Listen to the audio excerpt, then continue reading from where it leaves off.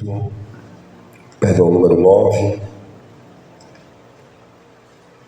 Evangelho de João, capítulo 9. Vamos ler aqui o versículo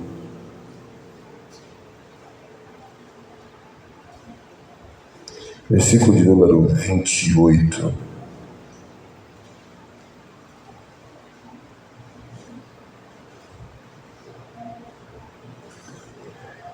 Então o insultaram e lhe disseram: discípulo dele é você. Nós somos discípulos de Moisés. Sabemos que Deus falou a Moisés, mas este nem sabemos de onde é. O homem respondeu: é estranho que vocês não saibam de onde ele é. Muito estranho. Mas ele me abriu os olhos. Sabemos que Deus não atende a pecadores. Pelo contrário, se alguém teme a Deus e pratica a sua vontade, a este atende. Desde que o mundo existe, jamais se ouviu que alguém tenha aberto os olhos a um cego de nascença. Se este homem não fosse de Deus, não poderia ter feito nada. Mas eles disseram: você nasceu cheio de pecado e quer nos ensinar? E o expulsaram. Amém?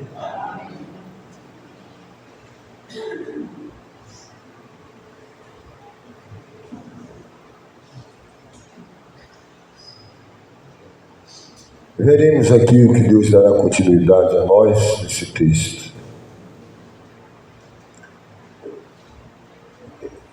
Amém? Dirige, por favor, aqui com esse ventilador aqui, que esse vento me vai. Tá bom o clima aí para os irmãos? Tá muito calor?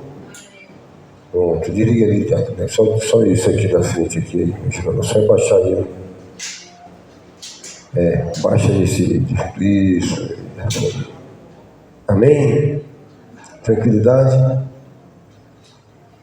Irmãos, que texto! A gente deve ler um texto da palavra de Deus e remoer ali. Eu tenho falado isso para os irmãos. É a metade do entendimento. Você precisa ler um texto da palavra e ali reler esse texto. E você vai ali remoendo o texto. Amém? Vai remoendo esse texto da palavra. Aí vai dar entendimento. Nas palavras, elas contêm revelação. A palavra nos traz informação. Se a pessoa ler esse texto aqui, vou dar um exemplo. Uma parte do diálogo do cego. No caso, o ex-cego. Ex-cego. Ele diz assim, olha só. Desde que o mundo existe, jamais se ouviu que alguém tenha aberto os olhos a um cego. A pessoa vai ler esse pedacinho aqui do texto. Desde que o mundo existe, jamais se abriu o olho de um cego. Coisa simples, né? Mas aqui, essa cegueira não é só física. Que de Adão até ali, ninguém teve os seus pecados, as suas escamas dos olhos tiradas para poder enxergar. Ele fala sobre a cegueira física e está falando desde quando existe o mundo, desde quando Deus botou Adão lá. Ele vai para o início da história, de todos os acontecimentos Caim mata Abel, o dilúvio, Sodoma e Gomorra, Mar Vermelho aberto, Egito, 10 pragas, toda uma historicidade, José no poço, contra seus irmãos, José no Egito, todo aquele acontecimento, Davi, Saul, os reis, Urias, os profetas, Elias, desde todos esses acontecimentos, 6.000, 4.000 anos de história, até ali, jamais Jonas na baleia, Davi arrancando a cabeça de Golias, tudo que aconteceu, mas os olhos de um cego de nascença aberto não houve. Aleluia. Essa cegueira aqui é trazida como pecado. Não houve milagre, ninguém conseguiu sanar isso. É algo descomunal, é algo nunca existido dentro da realidade humana, empírica, visível, tangível, vista, tocada. Era algo da maior grandiosidade já vista. Alguém já curou o cego, a pessoa tomou uma pedrada no olho, tomou uma queda, perdeu parcialmente a visão, colocaram umas cruzes, colocaram crista de galo.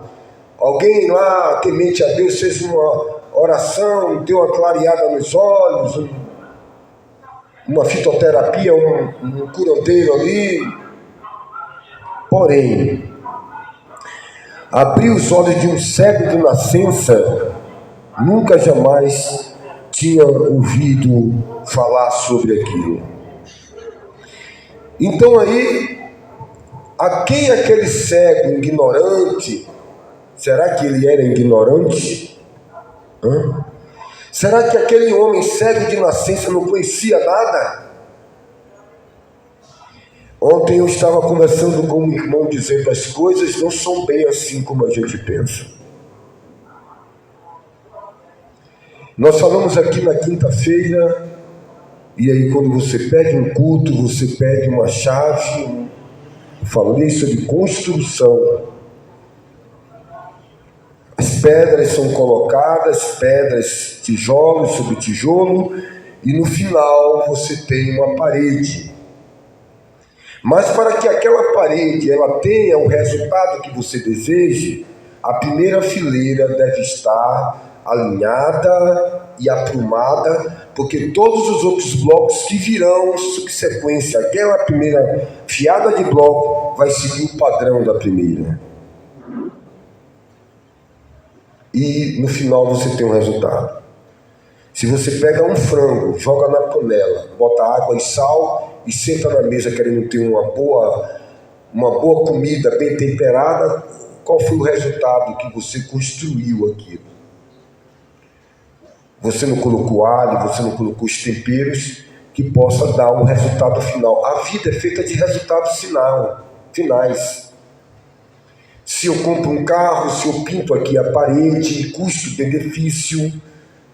Se eu comprei um sapato, para que é isso? É para o meu ego, para a minha vaidade? No final de tudo que eu faço, o que me torna melhor diante de Deus? O que torna-me melhor diante do próximo? Eu comprei uma fazenda, eu comprei um sítio, eu comprei um carro novo, sim, mas no espiritual, qual foi o benefício que isso me trouxe? Me envaideceu? Me fez ser melhor, perdoar mais, 77 vezes 7, amar mais, ou apenas me destacou, me elevou o meu padrão social aos olhos do mundo que jaz no maligno? Aqui foi trazido sobre 2 altares, um de pedra e um de madeira. No final de tudo, qual foi o destino do altar de pedra? Beleza por beleza? Que adianta eu chegar aqui e ter uma boa aparelhagem de som, uma boa acústica, uma boa central de ar-condicionado, eu sei uma laodiceia da vida. Sou rico, tenho tudo, sim, mas no espiritual não é quente nem é frio. Deus quer o resultado final de nossas vidas. Tudo que você for fazer, Veja no que vai trazer para você de bom. Porque às vezes tem coisas que você pede que Deus não lhe dá. E por que Deus não lhe dá? Porque pede e não recebe porque pede mal. Pede para quê? Para as nossas vaidades, para o nosso ego. Olha, eu estou crescendo na minha empresa. Opa, beleza. E os cultos, como é que está? Está vindo cultuar mais? Dobrou a sua oração mais?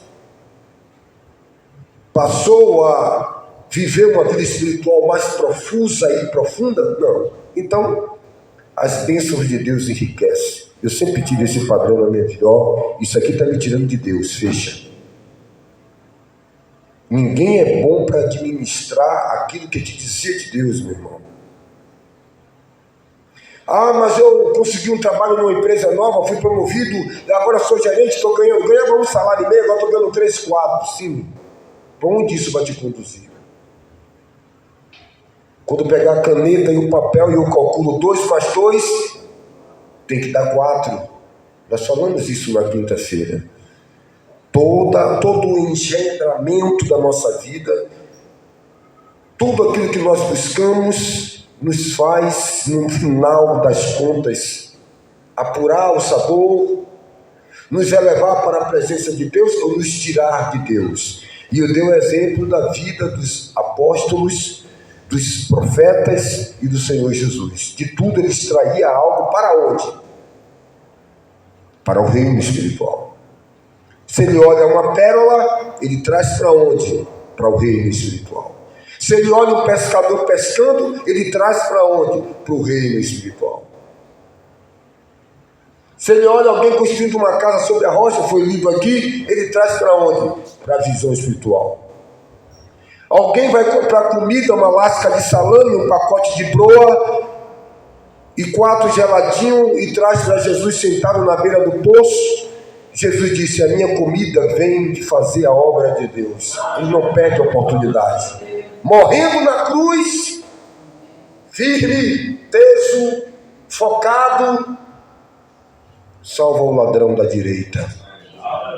Nega a sua dor e no meio da dor algo superior a tudo isso. O amor a Deus não está alheio às desgraças daquelas pessoas que estão ali. Ele atentamente vê o centurião, enfia a lança, espirra água e sangue. Ele dobra o joelho e diz, esse verdadeiramente era o Filho de Deus.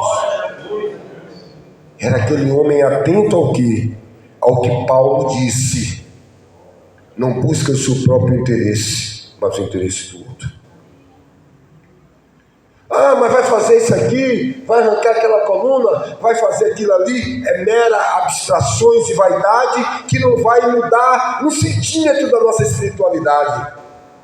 Se eu vou na feira e eu compro uma roupa, eu compro um paletó, eu compro uma gravata, agrega que valor no reino para mim isso?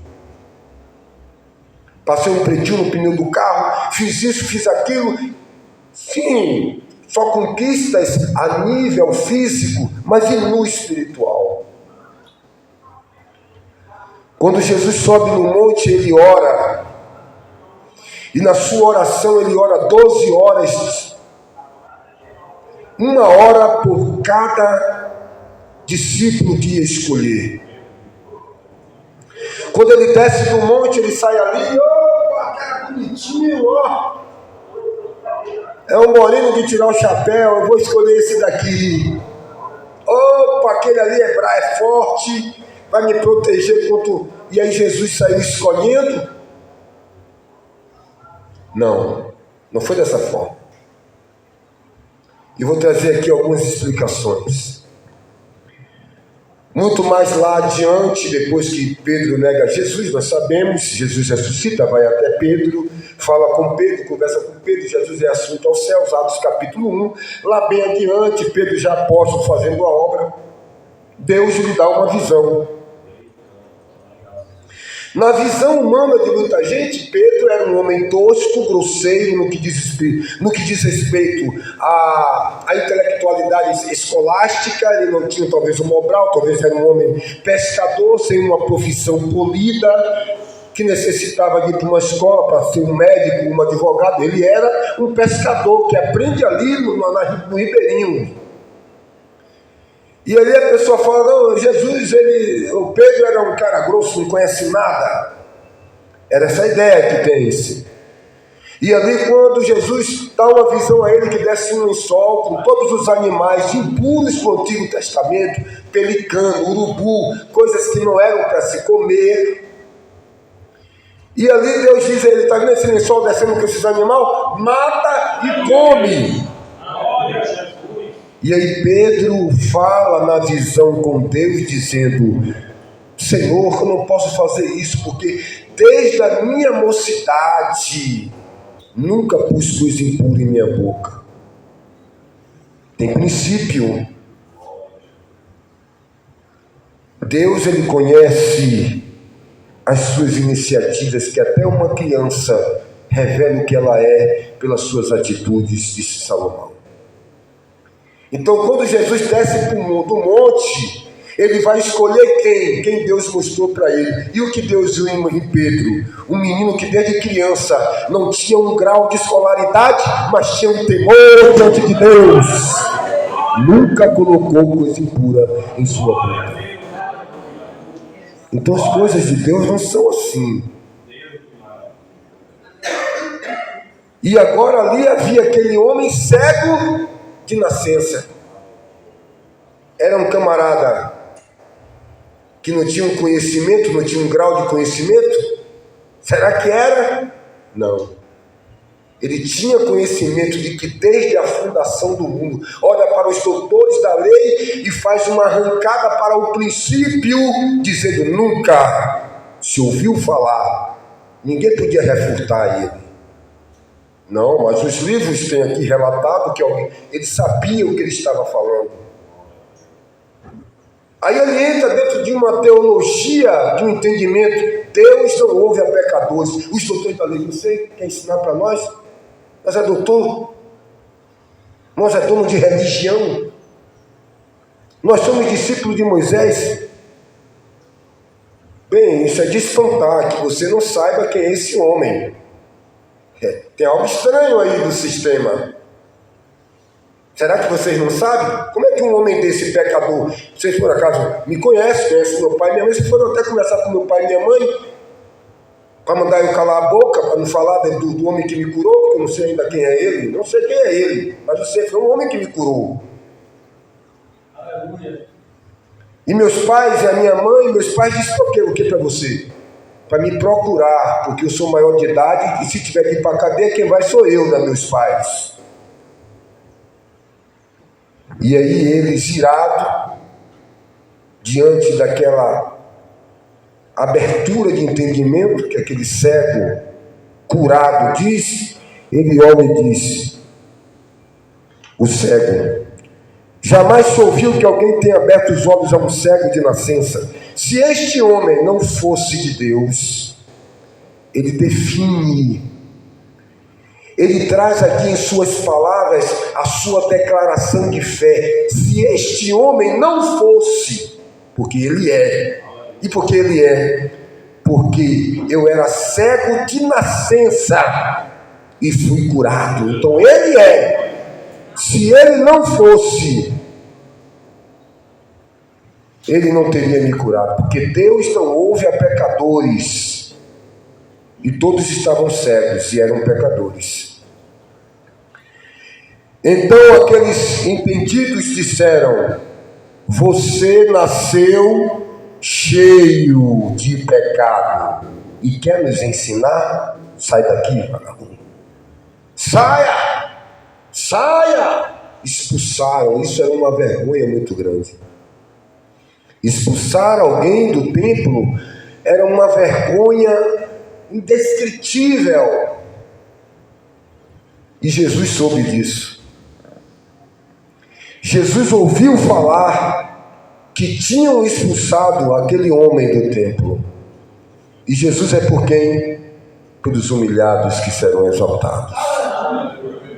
Jesus é pelos desfavorecidos. Não nas desigualdades sociais, de dinheiro e de pirâmide social, mas no mundo espiritual. daqueles que são bem-aventurados por obedecer a sua palavra.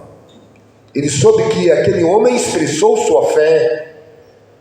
Com certeza, Jesus não soube só que ele foi expulso do templo, mas soube que ele tinha debatido, porque esse foi o motivo dele ser expulso. Então Jesus foi até ele. Ele não sabia quem era Jesus. Preste bem atenção. Não sabia. Não deu tempo. Não deu tempo. E aí quando aparece ali aquele homem diz: oh, você crê? Você crê no Filho do Homem? O que era cego olha, não sabe quem é. E então aquele homem diz: quem é, Senhor? Quem é ele? Eu não conheço ainda ele, sei que ele me curou. Quem é ele? Para que eu possa segui-lo, para que eu possa crer mais ainda nele. E Jesus olhou para aquele homem e disse: você já tem visto ele. Ele é este que está falando com você aqui. Falou-se de Zaqueu aqui. Zaqueu queria ver a Jesus, queria conhecer. Existem dois tipos de conhecer. Irmão Adelson me apresenta o irmão Silvio, aqui é o irmão Silvio. Ô Silvio, tudo bem? Eu conheço ele e vou embora. Chega lá na frente, alguém me pergunta para mim: você conhece o irmão Silvio? Eu conheci ele na estante, de vista. É um conhecer dos olhos. Vi ele, sei como é o formato do rosto dele, conheci ele. Zaqueu não queria conhecer Jesus só de ver, ou se ele é negro, se ele é branco, se é olho azul, preto. Não era esse conhecer de Zaqueu. Um homem da alta sociedade, baixinho, pequena estatura, tentando ali ver o que é que aquele homem tinha no coração, meus irmãos. Aquele homem era um cobrador de imposto, foi dito aqui. Era um homem humilhado na sociedade, tido como nada, tinha dinheiro, era um homem rico, através de coisas ilícitas, que à madrugada ele sentiu o vazio de sua alma, e ele correu para ver Jesus e subiu aonde, irmãos? Em uma figueira cheia de espinhos. Não mediu sacrifício, não mediu esforços. Venceu as intempéries, venceu as dificuldades. Foi dito aqui pela nossa irmã Laura, as dificuldades da vida, o cotidiano, essa vida que nos sufoca e tenta nos sufocar. É preciso uma força de vontade muito maior. E subiu na figueira, cheia de espinhos, se furando, e ficou lá encostado. Irmão, Jesus vem andando, para diante daquela árvore. Era tudo que Zaqueu queria. Parou diante de mim, ficou olhando. E Jesus olha para cima e diz: Zaqueu, peraí, que conversa é essa? Esse homem entrou no Orkut, viu minha foto, foi no Facebook, foi no Instagram. Para aí, rapaz. Foram falar que eu sou um desgraçado ladrão. Eu estou conhecido mesmo, meu Deus. Ixi, rapaz. O que é que ele vai dizer aí? Zaqueu, eu vou almoçar em tua casa. Me convém repousar na tua casa. Desce depressa. Não era pressa física de descer, que saiu se comendo todo, se escapelando. Calma, rapaz, não precisava descer assim, todo lascado, os espinhos furou, apertou, talvez rasgou até a roupa, corre de alegria. Uma multidão, uma procissão, a banda tocando, o tengão tocando, a filarmônica, a procissão, a passeata, o candidato na frente. Tem muita gente nesse movimento. Tem muita gente no oba-oba, os pingunços lá bebendo e sai, toma dinheiro aqui, Alguém ali querendo ver se o soldado ia meter o cacetete em Jesus. Tinha todo tipo de gente ali. Mas no meio da multidão, Jesus chegou na casa daquele homem, não falou nada de Tiago, não conversou nada.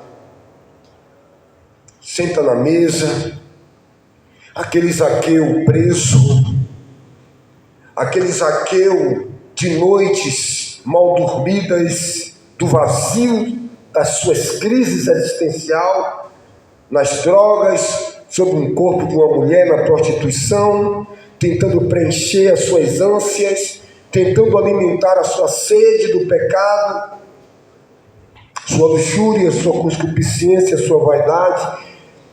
E agora, diante dele, aquilo que Madalena viu no princípio, que é o que há em sua vida e na minha, por isso estamos aqui, uma necessidade de alguém que realmente seja a água da vida para saciar os nossos anseios e as nossas necessidades espirituais.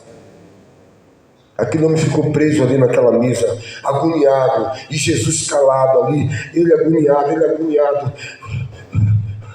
Daqui a pouco ele dá um pulo e explode. Diz: se eu roubei, eu pago 4 vezes mais. Me ajude, que o Jesus disse: agora entrou salvação nesta casa. Alegria nos céus. Mas quem era Zaqueu? Era um ignorante? Acompanha a narrativa. Zaqueu abre a boca e com conhecimento fala um princípio da lei, que quando a pessoa roubava, uma ovelha pagava com 3 a mais, 4. A lei de Levítico dizia que se alguém roubasse um carro, tinha que pagar o carro que roubou e dar mais 3. Quando Natã foi até Davi tinha conhecimento da lei do Leviato, a lei de Levítico. E quando Natã falou, Davi deu a sua própria sentença: vai pagar 4 vezes mais, e pagou. Com a morte do filho, toda a situação estúpida da filha e todas aquelas desgraças que Davi colhia, que sabia que era fruto do seu pecado. 4 vezes mais. Pedro tinha conhecimento, nada impuro na sua boca. Zaqueu, da mesma forma. Deus, ele não chega aí do nada na sua vida, ele vê que há um princípio, e esse princípio é a necessidade de redenção. Por isso que você está aqui, porque ele te escolheu, porque você compreendeu. E aí Jesus olha para aqueles homens e diz: vocês estão com pecado, porque vocês continuam cegos. Se vocês enxergassem, não teria pecado. Foi a tônica da reunião aqui nessa manhã. Enquanto você acha que você não é. Continua com pecado, continua servindo a Deus ao nível religioso, com uma liturgia de hinos que eu não aguento nem mais ouvir a maioria deles, porque o Espírito diz que foi composto a troco de elevação financeira. E você vê aí o patamar financeiro que sobe em shows, e isso mais com seus empresários, e com a gama toda que tem do empresariado, e muita gente comendo em cima disso. Mas o louvor de um coração quebrantado. Ontem um irmão me fez uma pergunta que eu respondi, ele perguntou sobre Zaqueu. O que é que eu achava? Eu disse: depende. Se eu for comunista, eu acho dessa forma. Se eu for marxista, eu acho dessa forma. Se eu for um filósofo socrático, eu vou falar conforme um epicureu, um estoico. Se eu for um batista, eu falo conforme uma teologia batista. E aí fui falando um menonita, um anglicano, um luterano, cada um vai ler e interpretar. Agora, se eu falar pela boca de Deus, pelo Espírito Santo, eu vou trazer algo preciso do Espírito. É isso que nós precisamos. Nós não precisamos de interpretatividade pessoal do que eu acho do achismo. Meu irmão, se você não tem largueza para que o Espírito fale na sua boca, tudo que você falar não serve para nada. Só vai alimentar o fogo de nossas paixões religiosas. É por isso que tem muita gente falando muito bonito, mas o pecado comendo no centro. Você vê aí todo dia notícia aí. de prostituição, a suborno, a roubo, a desigualdade social, porque Deus não pode coabitar. Ele não vai usar esses instrumentos de altar de pedra lavrada. Não vai. Mas conforme a sua palavra. Então Paulo fala aos Coríntios, interpretando coisas espirituais com coisas espirituais. Pelo Espírito. Então o que é que quer dizer isso aqui? Que Zaqueu queria conhecer. Conheçamos e prossigamos. Foi apresentado Cristo em sua vida. Agora você conhece, você vai prosseguir em conhecer e dar continuidade àquilo que você quer construir. E o que é que você quer construir? Quando você vai na feira, você vai escolher os tomates que vai ser os melhores para o seu tempero, porque você espera uma resposta final. Ontem eu vi minha esposa dizer assim, eu não gosto dessa farinha de trigo. Deve ser alguma coisa lá da técnica do bolo que ela faz, que aquela farinha de trigo não dá a resposta que ela deseja. Assim é a nossa vida espiritual. Eu vou comprar um carro. E aí, para quê? O que é que esse carro pode agregar valor espiritual na minha vida? Eu vou buscar fulano para trazer ao culto? Eu vou buscar a irmã que é cadeirante? Vai servir para o meu trabalho aqui em segundo plano, mas em primeiro plano é tudo em minha vida, que eu devo amar a Deus acima de tudo. Então, o primeiro que eu penso é se essa roupa cobre a minha nudez e não escandaliza o meu irmão. Não é? Eu não estou que estar preocupado com um detalhe da gravata, se combina com a camisa, é se isso não vai trazer escândalo. Como eu vou me ataviar? Estou dando aqui um exemplo simples e básico na vida tanto do homem como da mulher. Para nós estarmos aqui, penteamos o cabelo, pegamos uma tesoura, tiramos umas pontas do cabelo rebelde, joga uma gelatina, um creme, uma coisa, bota uma pinça, um nice, porque quer uma resposta final, um friso no cabelo e tal. O homem da mesma forma. Mas no final de tudo, Deus será glorificado pelas nossas aparências ou pelo aquilo que Juan disse quando recebeu um tapa? As atitudes. Foi introduzido na liturgia. Glorifique a Deus. Glória, glória, glória, glória, aleluia, glória, glória, glória, glória. Qualquer bebum, qualquer pessoa está aí cantando o hino que mandaram para mim essa semana. Não vou aqui citar, mas os irmãos já sabem. Hinos que cantam aí em todo tipo de gêneros. Reunião de tudo.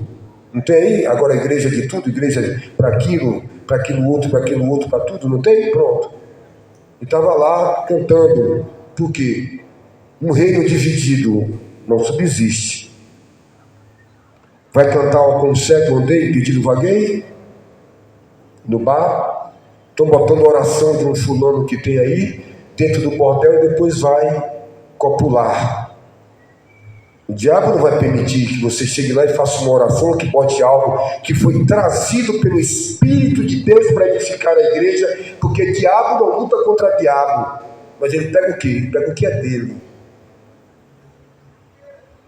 Então Deus não está aí falando em todos os lugares, nem edificando, nem criando, porque qualquer bebum, qualquer pessoa faz uma letra de um hino belo, tem aí em várias religiões. E nós temos que entender que quem fala para o corpo de Cristo é justamente o Espírito Santo de Deus. Nós devemos compreender como estamos selecionando as coisas. Ah, mas aqui está legal. E o resultado final? Eu olhei para o irmão e disse, olha, um ladrão de alma, um ladrão de coração, preste atenção, estamos encerrando. Ele tem um filho, o filho é criança. Ele é prostituto. Ele tem uma genética ali. Ele vai crescer, aquela criança não vai dar o fruto, porque ele não está na idade de dar fruto.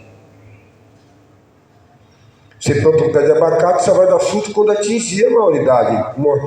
Uma criança hoje, para talvez procriar, com 14, 15 anos, seu espermatozoide vai criando uma quantidade, ele pode vir a procriar.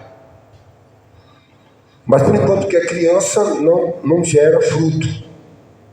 É uma árvore, um pé de coco só começa a dar coco depois de 1 ano, 2 anos. É assim a biologia da natureza humana.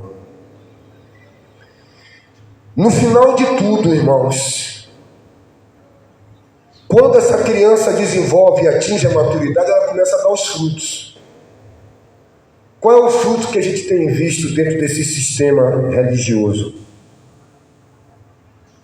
O que é que essa palavra e esse movimento todinho que iniciou há 500 anos atrás no protestantismo, oriundo das indulgências que você vê hoje, campanhas e tudo, no final de tudo, qual é o resultado desta criança que cresceu e vai dar os frutos da mamãe Babilônia, a mãe das meretrizes, que é a apostasia hoje? Como é que nós vamos querer colher uvas do pé de espinhos? Se há uma predisposição genética de uma mãe que tem uma doença, de uma AIDS, de uma diabetes, de um câncer, há uma predisposição no seu DNA de que quando aquela criança cresce e desenvolva, venha a ter na sua cadeia genética uma doença dessa. Nós vamos na feira e escolhemos a dedo o melhor tomate, a melhor carne. Não, essa carne está com muita pelanca, essa carne está mordida, ou seja, ela já passou do tempo, está ficando meia verde, você tira a carne seca, ela está com um cheiro putrescível, está em processo. Se cozinhar até o feijão fica com aquele gosto de carne seca estragada. Porque nós queremos uma resposta final. Deve ser assim nossa vida. Deus será glorificado nisso? Será que isso aqui que eu estou adquirindo lá na frente não vai ser uma armadilha para mim? Eu vou descer a Tamina e vou ali me relacionar com Dalila, muito linda, muito cheirosa, muito atraente, mas e no final, o que é que acontece com esse Sansão? O que acontece com as escolhas de Davi? O que é que acontece com as escolhas de Saul em trazer toda aquilo? Não, isso aqui é para sacrificar para Deus. Olha que vaca linda, isso aqui é um tabapuã, isso aqui é um Nelore, rapaz, mata essas vacas magras e vamos fazer um acordo aqui, porque o camarada é meu amigo. E aí Saul leva aquele rei lá, eu me esqueci o nome dele agora, Agag, leva Agag na amizade, na negociata, na política. E ali, meu irmão, qual é o resultado para Saul? Ser negado por Deus. Qual é o resultado para Saul? Dizer assim, olha, vai ter a guerra aí, nós temos que sacrificar para Deus, o altar está aqui, eu sou rei, eu sou da administração física, não tem nada a ver com o espiritual, ainda não tenho juízes. Saiu dos juízes, foi para os reis, agora é rei, mas tem os sacerdotes responsáveis pelo espiritual, cada um na sua. E aí ele, como rei, como Urias também pegou o incensário achando que tinha saudade, pegou lepra. E aí o Saul traz os boi, falta 10 minutos aqui, traz as vacas, traz os boi aqui, Deus sabe de todas as coisas, Deus vai se agradar, pega a melhor vaca, hein? E aí bota tudo ali, quando ele pica o cutelo no cangote que rasga, que toca. Quando ele olha para a entrada da cidade, ou para a entrada de onde ele estava aqui, ele vê lá, quem é que vem lá? O profeta. Aleluia. Não tente. Deus é dono do tempo, irmão. Não tente adiantar os processos, porque a fruta dá no tempo. Quando Samuel chega, eu digo aí, falta 2 minutos ainda, falta 10 segundos ainda, não importa se passar seu tempo, ele é o dono do tempo, é ele que vai dar a vitória. Agora desgraçou tudo. Samuel gostava do Saul, coitado, era menino inexperiente, mas tentou orar para o Saul, Deus disse, não ore, já rejeitei. E aí o que é que a escolha de Saul, o que é que, que mulher linda, rapaz, aquela menina ali, é uma menina que não tem aparência física, mas tem uma beleza de coração, rapaz. Essa beleza física aqui, com o tempo vai puxar que nem maracujá. Fecha essa porta aí, irmão. Vai, que nem maracujá vai murchar. Essa beleza vai murchar que nem maracujá. E qual é a beleza que ela tem depois para apresentar, depois que as estrias que chegam para todo mundo? Não vai ter mais beleza, porque a física foi embora. Agora vai ter que se haver com o que há dentro. Assim é a nossa vida, irmãos. Assim é a nossa vida. Nós temos que nos atentar, irmãos, dentro do nosso coração, para o que é lá no final de tudo, irmãos. Olha, eu vou pintar as unhas ali na irmã P. Glória a Deus, eu vou me apresentar para Deus. Eu quero me apresentar bonita para o meu marido. Não é para ninguém achar que eu sou bela. É para o meu esposo. E você lá, maridão, quando vê sua esposa, meu amor, você está linda. Para dar prazer a ela, que ela fez aquilo para você. O marido, quando faz a barba, que se arruma, é para quem? Para flertar com a mulher na rua? Não, é para a esposa dele.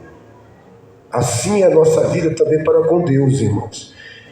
No final de tudo, eu escolhi uma galinha gorda, eu tratei a galinha, eu temperei e deixei lá marinando para pegar mais sabor, porque eu quero um resultado melhor.